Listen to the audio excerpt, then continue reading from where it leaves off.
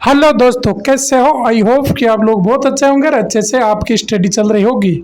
आज हम इस क्लास में भारत का भौतिक प्रदेश जो टॉपिक है वो लेकर आए हैं। उनसे संबंधित जो टॉपिक एग्जाम में जो बार बार क्वेश्चन इस एग्जाम भौतिक प्रदेश से क्वेश्चन पूछे जाते हैं, तो ये हम भौतिक प्रदेश को संपूर्ण अर्थात नोट्स के माध्यम से आपकी ये क्लास रहेगी। तो संपूर्ण विस्तार से ये क्लास है, तो आप अपने कॉपी में नोट कर लीजिए, एक एक पॉइंट मोस्ट इम्पोर्टेंट रहेगा।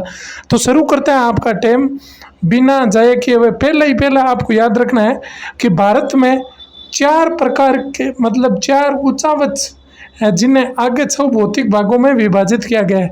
तो आपको चार उच्चावच जो भारत में है उसको आगे 6 भौतिक भागों में विभाजित कर हमें भौतिक प्रदेश के 6 प्रदेश पढ़ने हैं मुख्य रूप से। पहले याद देखना है आपको चार उच्चावच कौन कौन से। पहला आपको देखने को मिलेगा भारत में मैदान, दूसरा पठार, तीसरा पहाड़ियाँ और चौथा है पर्वत। इन चारों को आगू 6 भागों में भौतिक प्रदेशों में विभक्त कर उनको 6 भागों में आगे बांटकर विस्तार से अध्ययन करेंगे। पहला है मैदान। तो भारत में कुल मैदान कितने प्रतिशत भाग पर है? तो 43.2% भाग पर। दूसरा है पठार, तो पठार है 27.7%। तीसरा है पहाड़ियाँ, पहाड़ियाँ कितनी है? 18.6% भाग पर। और चौथा आपका रहेगा पर्वत। तो पर्वत कितने परसेंट पर रहेगा? तो पर्वत रहेगा आपका 10.5%। तो ये एक सिस्टमिक तरीके से आपको याद करना है। तो एक तरीके से भौतिक प्रदेश को पढ़ेंगे तो एकदम कंटेस्ट याद हो जाएगा। पहला आपका रहेगा भौतिक प्रदेश को 6 भाग है, उन 6 भाग कौन कौन से उनको आपको किस तरीके से पढ़ेंगे। तो पहला है आपके सामने उत्तरी तथा उत्तर पूर्वी पहाड़ियाँ। तो भारत में पहला उत्तर तथा उत्तर पूर्वी पहाड़ियों को पढ़ेंगे। वो कौन कौन से? जैसे ट्रांस हिमालय आ गया, हमारा हिमालय का भाग आ गए, वो उत्तर तथा उत्तर पूर्वी पहाड़ियों में आएगा। दूसरा है उत्तर भारत का मैदान, उत्तर भारत का मैदान। तीसरा है तटीय मैदान, अर्थात जो भारत में तटीय मैदान कौन कौन से है उसके बारे में देखेंगे। चौथा है भारतीय मरुस्थल के बारे में। पांचवा आपके सामने रहेगा प्रायद्वीपीय भारत, कौन सा? प्रायद्वीपीय भारत। और छठा आपके सामने रहेगा द्वीप समूह। ये 6 भौतिक प्रदेश है। इन 6 में से पहले हम कौन से लेकर चलेंगे? उत्तर एवं उत्तर पूर्वी पहाड़ियों के बारे में। इसमें आज देखते हैं उत्तर तथा उत्तर पूर्वी पहाड़ियों को कैसे क्या करना है। तो पहला है उत्तर तथा उत्तर पूर्वी पहाड़ियों का वर्गीकरण। अब इसमें अपन को क्या क्या पढ़ना है वो भी देख लेते हैं। पहला है उत्तर तथा उत्तर पूर्वी पहाड़ियों का वर्गीकरण किस आधार पर है देख लेते हैं। तो इसको 2 भागों में बांटा गया है उत्तर तथा उत्तर पूर्वी पहाड़ियों को। एक तो है ट्रांस हिमालय, दूसरा है केवल हिमालय। तो ट्रांस हिमालय के वैसे अपन 3 श्रेणियाँ पढ़ेंगे, काराकोरम, लद्दाख और जास्कर श्रेणी। ये 3 तो है ट्रांस हिमालय का भाग। और हिमालय को वापस पुनः 3 भागों में बांटा गया है। एक है अनुदैर्ध्य आधार पर, प्रादेशिक आधार पर और पहाड़ियों की सरेखंड के आधार पर। तो इनमें वो 3 में क्या क्या पढ़ेंगे।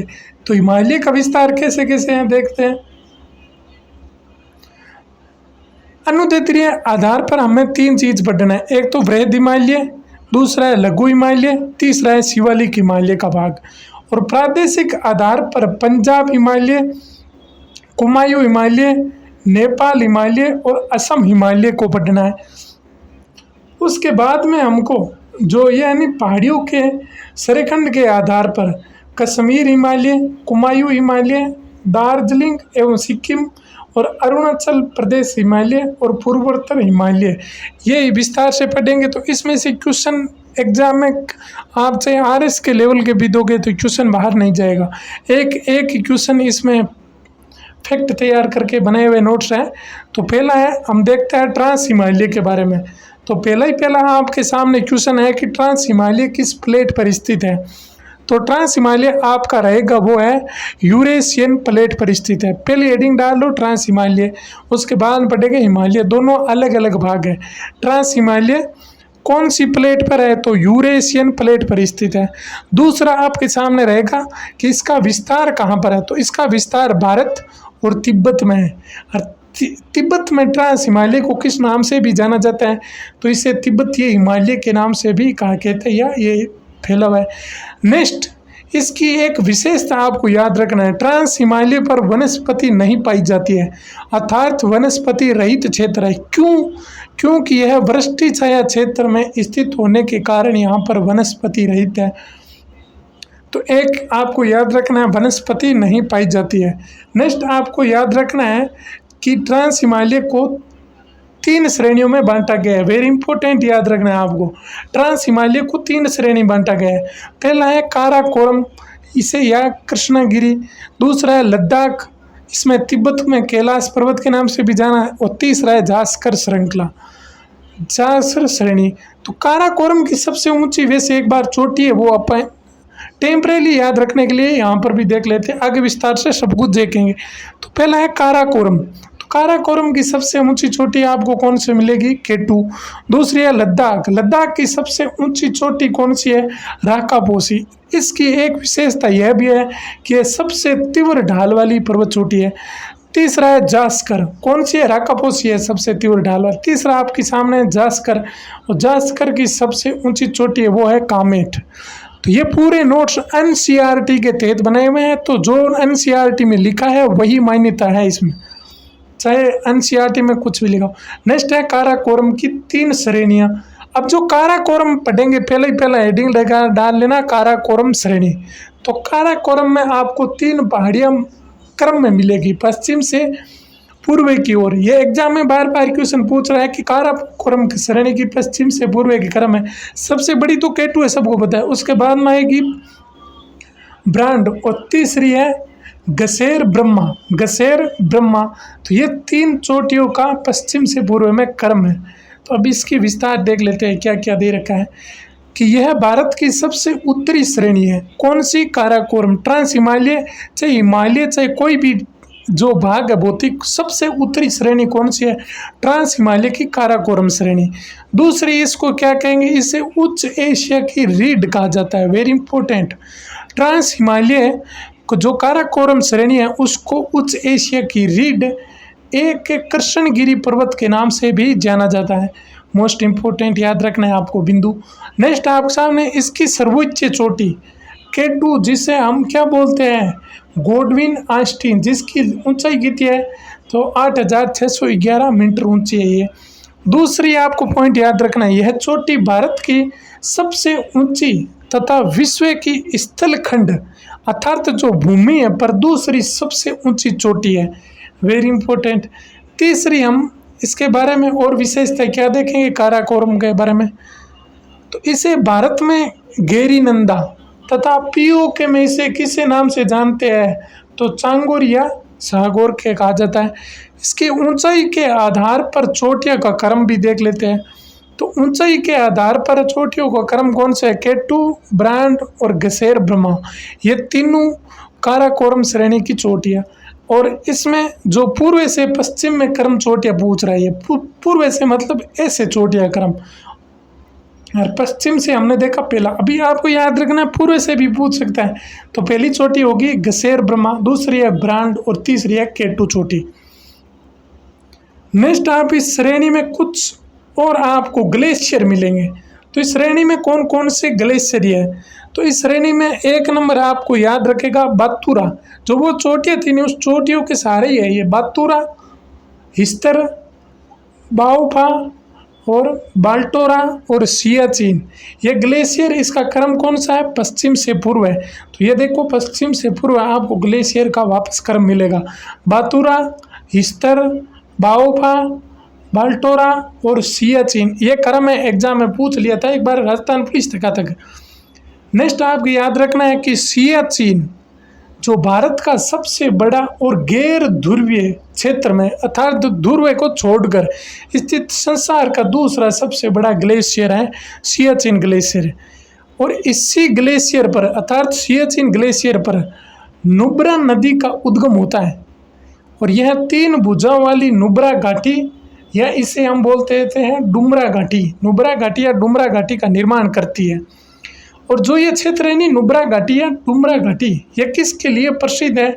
तो यहाँ पर 2 कुबड़ वाले बैक्टीरिया ऊँटों के लिए प्रसिद्ध है। 2 कुबड़ वाले ऊँट हैं, जिसमें अर्थात ऊँट की वैसे बोल देते हैं थुई, थुई मतलब 2 कुबड़ वाली थुई ऐसे होती है ऊँट की। नेक्स्ट है, इसके संबंधित क्वेश्चन रहेगा आपके ऑपरेशन मेघदूत जो कब चलाया गया था 1984 में, अर्थात सियाचिन पर जब पाकिस्तान वालों ने कब्जा कर लिया था तब ये ऑपरेशन मेघदूत शुरू किया गया था। तो भारतीय सेना सियाचिन को पाकिस्तान से मुक्त करवाया था तब इस ऑपरेशन में ये, और ये आपको याद रखना है जो सबसे ऊंचा युद्ध स्थल है वो कौन सा है, तो सबसे ऊंचा युद्ध स्थल आपको याद रखना है सियाचिन। ये सब काराकोरम श्रेणी में आ गए। नेक्स्ट आपके सामने श्रेणी आ रही है दूसरी, लद्दाख श्रेणी। लद्दाख श्रेणी में, अब लद्दाख श्रेणी में आपको क्या क्या याद रखना है, काराकोरम हो गई लद्दाख। अब लद्दाख का विस्तार देखो, पहले विस्तार कहाँ पर होगा, भारत में, दूसरा तिब्बत में। तो भारत में आपको कैलाश पर्वत कहते हैं इसे, तिब्बत में किस नाम से जानते हैं, कैलाश पर्वत के नाम से। अभी लद्दाख की सर्वोच्च चोटी कौन सी है, लद्दाख की सबसे ऊंची चोटी है राकापोसी। इसकी विशेषता क्या है, तो ये विश्व में सबसे तीव्र ढाल वाली चोटी है। इन नोट्स को आप कॉपी में ऐड कर लीजिए, आपको एग्जाम में क्वेश्चन इससे बाहर नहीं मिलेगा। फिर इस राकापोसी इसमें जो ये है नी लद्दाख श्रेणी, इसकी विशेषता देखते हैं, इसमें क्या क्या चीज़ देखने को मिलेगा। पहला आपको याद रखना है नुब्रा नदी। नुब्रा नदी काराकोरम और लद्दाख श्रेणी को अलग करती है। हमने पहला एक पढ़ा है काराकोरम ऊपर वाली श्रेणी, और उसके नीचे वाली श्रेणी कौन सी है, लद्दाख श्रेणी। इन दोनों के बीच में जो नदी बहती है उससे नुब्रा नदी कहते हैं। नेक्स्ट आपके सामने है द्रास। द्रास ये लद्दाख श्रेणी में रहेगा। ये भारत का सबसे ठंडा स्थान है। उच्च गुणवत्ता के कारण यहाँ पर अखरोट के लिए प्रसिद्ध है। कौन सी घाटी है, श्याम घाटी। तो श्याम घाटी किसके लिए प्रसिद्ध है, तो उच्च क्वालिटी के अखरोट के लिए प्रसिद्ध है। कहाँ पर स्थित है, ये लद्दाख श्रेणी में। दूसरा है, आपको विशेषता याद रखनी है, यहाँ पर डाई स्काई रिजर्व स्थित है, श्रेणी है डाई स्काई रिजर्व है। नेक्स्ट है लद्दाख पठार, कि जो भारत में सबसे ऊंचा तथा सबसे ठंडा है। इसे भारत का मिनी तिब्बत का पठार भी कहा जाता है, लद्दाख पठार को। नेक्स्ट है गलवान घाटी, वेरी इंपॉर्टेंट क्वेश्चन, गलवान घाटी भारत चीन के बीच विवादित घाटी जो इसी श्रेणी में अर्थात लद्दाख वाली श्रेणी में स्थित है। तीसरी आपके सामने श्रेणी आ रही है जास्कर की श्रेणी। तो जास्कर श्रेणी में मुख्य आपको क्या क्या याद रखना है, यह है ट्रांस हिमालय की, अर्थात हम ट्रांस हिमालय पढ़ रहे हैं न कि हिमालय। ट्रांस हिमालय में तीन चीज़ याद रखनी है। पहला आपने कौन सी याद करी थी, पहला काराकोरम, फिर लद्दाख, फिर जास्कर। अब आ रही है तीसरी श्रेणी जास्कर। यह ट्रांस हिमालय की सबसे दक्षिण, अर्थात सबसे दक्षिण होगी, ऊपरी ऊपर काराकोरम, बीच में लद्दाख, तीसरी जास्कर। सबसे दक्षिण, सबसे नवीन और सबसे नीचे वाली श्रेणी भी यही है। नेक्स्ट है, इस श्रेणी की सर्वोच्च चोटी उत्तराखंड और तिब्बत की सीमा पर स्थित कामेट है। कौन सी, कामेट। और यहाँ पर एक स्थित कौन सी है, पुंगा घाटी भी स्थित है, जो किसके लिए प्रसिद्ध है, भूतापीय ऊर्जा के लिए प्रसिद्ध पुंगा घाटी कहाँ पर है, तो आपकी जास्कर श्रेणी में स्थित है। नेक्स्ट आपको याद रखना है जास्कर श्रेणी में एक इम्पोर्टेंट और क्वेश्चन, भारत का सबसे बड़ा राष्ट्रीय उद्यान एमिस इसी श्रेणी का भाग है। अर्थात किसका, एमिस राष्ट्रीय उद्यान कहाँ पर मिलेगा आपको, तो जास्कर श्रेणी में। दूसरा आपने हमने पढ़ा है पुंगा घाटी। पुंगा घाटी भूतापीय ऊर्जा के लिए प्रसिद्ध है, जो किस में स्थित है, तो आपको याद रखना है जास्कर श्रेणी में। नेक्स्ट आपके सामने तीसरा है हेमिस राष्ट्रीय उद्यान, हमने देखा है वो भी इसी श्रेणी में। अभी नदियों को देख लेते हैं, इसमें जो नदी आती है किसको कौन सी अलग करती है, अभी अब है सिंधु नदी। ये लद्दाख श्रेणी और जास्कर श्रेणी को अलग करती है। तीनों चोटियों को कौन कौन सी नदी अलग करती है वो एक साथ देख लेते हो। पहला आपके सामने है सिंधु नदी। सिंधु नदी लद्दाख और जास्कर श्रेणी को अलग करती है, अर्थात तीन श्रेणी हमने पढ़ी, पहली, दूसरी, तीसरी। ऊपर कौन सी थी, तीन श्रेणी पढ़ी, काराकोरम, ऊपर वाली काराकोरम, 2 नंबर वाली लद्दाख और 3 नंबर वाली है जास्कर। तो इन दोनों के बीच में जो नदी बहती है उसका नाम है नुब्रा नदी, और इन दोनों के बीच में जो है नी सिंधु और लद्दाख, और जो लद्दाख और जास्कर के बीच में सिंधु नदी है। अब इसको एक बार सिंपल तरीके से देख लेते हैं, कौन सी घाटी या कौन सा स्थान कहाँ पर है। पहला है नुब्रा घाटी, किस श्रेणी में स्थित है, तो आपको याद रखना है काराकोरम श्रेणी में स्थित है। नेक्स्ट इम्पोर्टेंट आपको 4-5 टॉपिक ये याद रखना है, किसके अंदर, लद्दाख श्रेणी के अंदर।